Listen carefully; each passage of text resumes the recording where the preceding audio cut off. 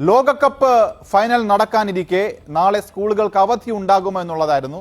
ഇപ്പോൾ അവധി പ്രഖ്യാപിച്ചിരിക്കുകയാണ്. സംസ്ഥാന വിദ്യാഭ്യാസ വകുപ്പ് നാളെ കേരളത്തിലെ സ്കൂളുകൾക്ക് അവധി പ്രഖ്യാപിച്ചിരിക്കുകയാണ്.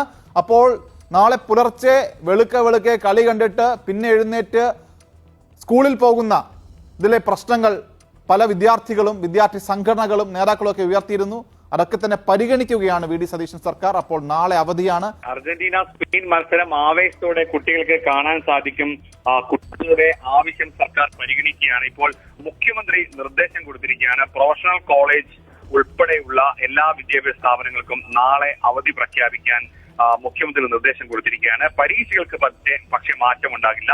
മുഖ്യമന്ത്രിയുടെ നിർദ്ദേശം ഉത്തരവാണ്. ഉത്തരവിന് വിദ്യാഭ്യാസ വകുപ്പ് ഉടൻ ഇറക്കും. ഇനിയൊരു സാങ്കേതികമായ നടപടിക്രമം മാത്രമേ ഉള്ളൂ.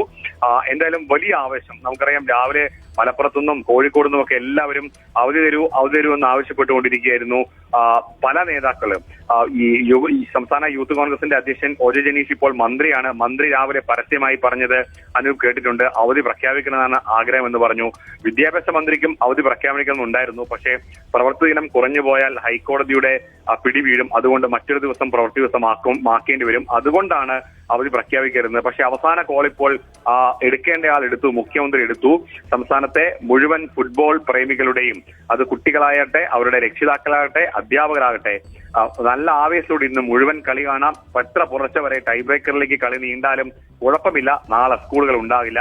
ആവേശത്തോടെ കളി കാണാൻ സർക്കാർ ഇപ്പോൾ തീരുമാനമെടുത്തിരിക്കുന്നു. നാളെ അങ്ങനെ അവധിയാണ്. അത് വെറും സ്കൂളുകൾക്ക് മാത്രമല്ല, സ്കൂൾ ആരാധകർക്ക് മാത്രമല്ല, കോളേജുകളിലെയും പ്രൊഫഷണൽ കോളേജുകളിലെയും ഫുട്ബോൾ ആരാധകർക്ക് ആവേശവും ആശ്വാസവുമാണ് ഈ തീരുമാനം. ഇനി വിദ്യാഭ്യാസ വകുപ്പിന്റെ ഒരു ഉത്തരവിറക്കേണ്ട താമസം. അത് വെറും സാങ്കേതികമാണ്. അവധി തന്നെയാണ്. മുഖ്യമന്ത്രിയാണ് നിർദ്ദേശിച്ചത്.